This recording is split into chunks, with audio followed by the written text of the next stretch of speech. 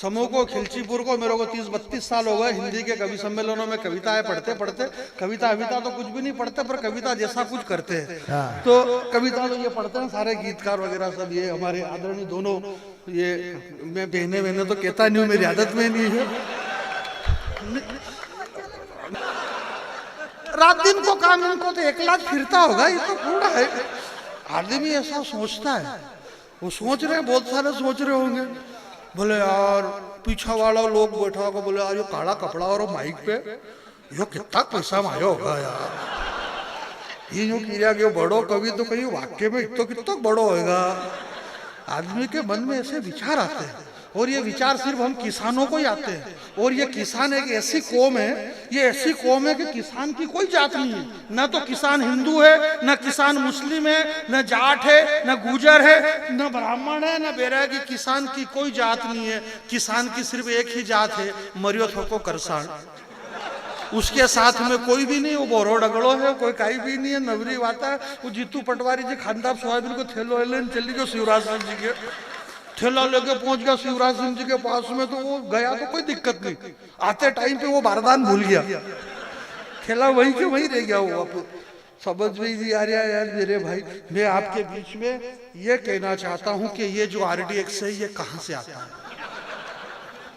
ये कहां से आया। नया वर्ष है, नया वर्ष है, और इस नए वर्ष पे मैं ये कह रहा हूं कि क्रिया की प्रतिक्रियाएं देखिए सुमित भाई। क्रिया कहां हुई? यहां से 6000 किलोमीटर दूर ईरान के अंदर एक व्यक्ति मारा गया। भारत से 6000 किलोमीटर दूर है ईरान, क्रिया वहां हुई, बम वहां फटा, वहां पे एक आदमी मरा, और प्रतिक्रिया यहां हो रही। यहां सब रो रहे, बोले अल्लाह ने भारी करा, ओहो अल्लाह ने भारी करा। वहां खम खोई मरे तो रो यहाँ पे रहे, मरा कहां और रो कहां पे रहे। मेरा ये मानना है कि ये ईरान और इजराइल, ये जो युद्ध इस देश के अंदर चल रहा है, हमारे भैया दिनेश भाई जाते जाते कह गए, हम इतने, मैंने यही कहा कि इतने भावुक है कि हमें पता ही नहीं रहता। बोले सरस्वती के पुत्र हमारे बीच में विराजमान। सुमित भाई कहते हैं संचालन में, बोले ये सरस्वती की पुत्रिया या सरस्वती पुत्र है मंच पे बैठे हुए। सरस्वती जी के घर में झगड़े हो जाते हैं कई बार कि इनको मैंने कब पैदा किया होगा। ये दिनेश देसी घी जैसा ये एक टांग वाला, इसको मैं क्यों पैदा करूंगी यार। सरस्वती के पुत्र है, सरस्वती की पुत्री है ये। दिक्कत ये नहीं कि सरस्वती की पुत्री, दिक्कत ये है कि इनकी जुबान पे सरस्वती, और जब ये खाना खाए तो सरस्वती जी को कितनी दिक्कत आती होगी। ऐसा कुछ भी नहीं, इतना झूठ मत बोलो। मैं जीवन यथार्थ में जीने वाला आदमी हूँ, यथार्थ की बात करता हूँ। मैं ये कह रहा हूँ आपके बीच में, जिस जावेद अख्तर ने फिल्मों में गीत लिखे, 5-7 फिल्मों में, और 5-7 गीत 1000-2000, पर उसने अभी महीने 2 महीने पहले उसकी एक डिबेट वायरल हुई, एक मौलाना साहब को पकड़ा, और उस मौलाना साहब को पकड़ करके उसने ये कहा कि ये, और मेरे को पूरी शंका है कि वो मौलाना उसी का आदमी था, जावेद अख्तर का ही। उनकी डिबेट हुई, 2 घंटे की डिबेट चली। सुमित भाई आपने वो डिबेट सुनी या ना सुनी, और ना सुनी तो आप गूगल पे सर्च करना। जावेद अख्तर ने कहा कि ईश्वर नाम की कोई चीज नहीं है, भगवान नहीं है, अल्लाह नहीं है।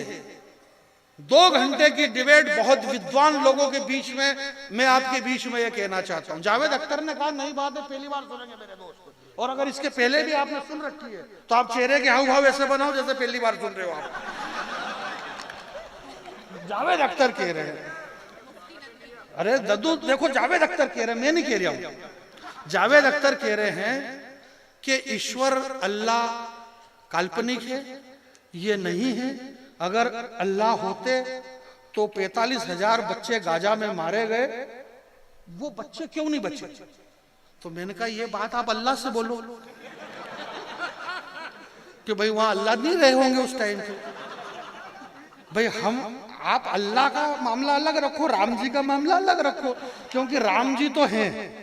ये बात कांग्रेस ने भी स्वीकार कर ली कि राम जी है, क्योंकि राम जी हमको नहीं आने दे रहे, और ये अपन ने भी स्वीकार कर रखी है कि राम जी है, वही गाड़ी चला रहे अपनी, और कौन चला रहा है। जय हो प्रभु आपकी। तो राम जी तो हैं और राम जी रहेंगे। ये हमें पता है कि देश की GDP गिर चुकी है, ये हमें पता है। राम है, राम है ये हमें पता है कि देश की जीडीपी गिर चुकी है, फिर भी हमारे वजीर का जिंदा जमीर मिला, 370 हटी, नकटों की नाक कटी, मुस्कुराता हुआ कश्मीर मिला। और डीजल पेट्रोल, ये मेरी माता बहनें बैठी है, डॉक्टर है, पढ़ी लिखी है, उनसे पूछा गया मेडिकल साइंस से कहता है कि एक महिला जब प्रसूति गृह के अंदर रहती है तो उसका जो दर्द होता है उसकी मृत्यु हो सकती है, परंतु प्रसूति गृह में किसी भी महिला की मृत्यु आज तक नहीं हुई, क्योंकि उसके दर्द से ज्यादा उस महिला को इस बात की खुशी है कि वो मां बनने वाली है। मैं एक पंक्ति आपको बीच में रख रहा हूं, एक पंक्ति खिलचीपुर के लोगों के नाम पे जरा हाथ आसमान में उठाना, और जिस परिश्रम से आपने ये कवि सम्मेलन कराया चौथी पंक्ति पे के हमारा कष्ट है, हमारा दर्द है, हमें कष्ट है, परंतु उस कष्ट को अगर मैं खुशी में एक पंक्ति में बदलना चाहता हूं मेरे भाई के, ये तो हमें पता है कि देश की जीडीपी गिर चुकी है, फिर भी हमारे वजीर का जिंदा जमीर मिला, 370 हटी, नकटों की नाक कटी, मुस्कुराता हुआ कश्मीर मिला। और माना के डीजल पेट्रोल गैस के, खिलचीपुर के लोगों आपको लगे कि मैं सही कह रहा हूं तो हाथ उठाना के, माना के डीजल पेट्रोल गैस के बढ़े हुए दाम मिले, बदले में बरसों बाद अवध में लखन सिया। जरा दोनों हाथ खड़े रहे,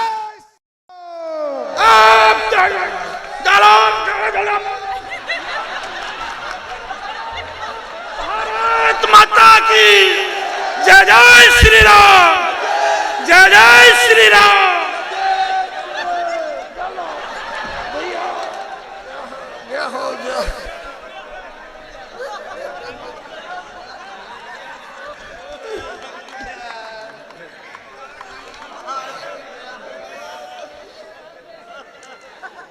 मामला जानी है भैया, अब हो गया यार, एक बार और ये कह रहा, ये जो सुनिएगा कि मैंने क्या कहा कि जो ईश्वर है वो बड़ा सहज है।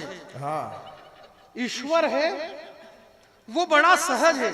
अमन भाई, आप उम्र में बहुत छोटे हैं मेरे से, परंतु आपकी कलम बहुत बड़ी है, बहुत बड़ी। बेंगलोर के अंदर 6 दिन पहले की बात है, सुमित भाई, अमन भाई और हम कवि सम्मेलन में थे, संचालन कर रहे थे भैया, उन्होंने कहा बोले बहुत छोटी उम्र में अमन अक्षर ने आज देश में इतना बड़ा गीत लिखा, इतना बड़ा नाम करा। तो एक मारवाड़ी महोदय थे, दादा बुजुर्ग थे, प्रोग्राम के बाद में वो इतना बड़ा डब्बा लाए बक्सा और अमन को दे दिया। हम वो डब्बा खोला तो उसमें से चॉकलेट निकले। बोले ये क्या? बोले मैं ये समझा कि ज्यादा ही छोटा तो चॉकलेट खाता रहेगा ये, तो इतना छोटा भी नहीं, इसके घर छोटे छोटे हो गए। अब तो ये बड़ा हो चुका है, परंतु मैं 2 पंक्ति रखना चाहता हूं मेरे भाई। बहुत अच्छी बात, थोड़ा सा मेरा ध्यान आप भंग ना करें। जो लोग जा रहे हैं उनसे मेरा करबद्ध निवेदन है, माता बहने अब बीच में ना जाए, 2-3 पहले भी उठ के चली गई, आप एक एक करके जाइए। पढ़े लिखे लोग हैं, हम किसान हैं, इसका मतलब ये नहीं कि 5-5, 10-10 लोग उठ के जाएं। जनरल डायर ने जलियांवाले बाग में गोली कांड किया था, सैकड़ों लोग मर गए, झुंड के झुंड। कौन कौन मरा उनके नाम भी मालूम नहीं है, परंतु भगत सिंह, सुखदेव, चंद्रशेखर आजाद, ये सब एक एक करके गए। पूरा देश आज भी उनको पूज रहा है। आपको जाना है, आप एक एक करके जाइए। आप 10-10, 20-20 जा रहे हो झुंड के झुंड, ऐसे नहीं जा सकते। आप आराम से जाओ, एक एक करके जाओ, मेरे को कोई दिक्कत नहीं, आप कहाँ भी जाओ। मैं खुद कहीं, मैं किसी को नहीं रोकता हूँ। ये पूरा बम्बई, दिल्ली, बेंगलोर, हैदराबाद जाने कहाँ जाते हैं बड़े बड़े कवि, अमेरिका, अभी ये रानी बिटिया कतर होके आई, कतर गई थी, मैं कहीं भी नहीं गया।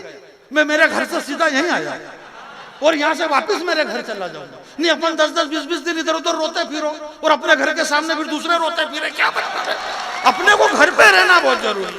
मैं घर का आदमी हूँ, मैं घर रहना चाहता हूँ। मैं ये कह रहा था आपके बीच में, जावेद अख्तर ने कहा, जावेद अख्तर ने क्या कहा, जावेद अख्तर ने क्या कहा, मैंने अभी बताया नहीं तो आपको क्या मालूम पड़ेगा कि उन्होंने क्या कहा। अब मैं बता रहा हूँ, वो ये कह रहे हैं कि ईश्वर अल्लाह नहीं है। तो मेरा ये मानना है कि भाई ये नहीं है तो तेरे को क्या दिक्कत, नहीं है तो फिर तेरे को दिक्कत क्या। जावेद अख्तर को यही पता नहीं कि मेरे भाई अल्लाह है तभी तू है, वरना अभी तक तो कब से तोड़ फोड़ कर देते हो। तो ये जो कह रहे हैं, मेरा ये मानना है कि इन पढ़े लिखे अनपढ़ों को, कविता सुनने वाले लोग एक लाइन सुनना मेरे भाई के, इन पढ़े लिखे अनपढ़ों को शायद इस बात का भान ही नहीं है, इन्होंने अंदर झांक करके देखा ही नहीं और कह दिया कि बाहर भगवान ही नहीं है। पंक्ति देखना भैया जिंदाबाद।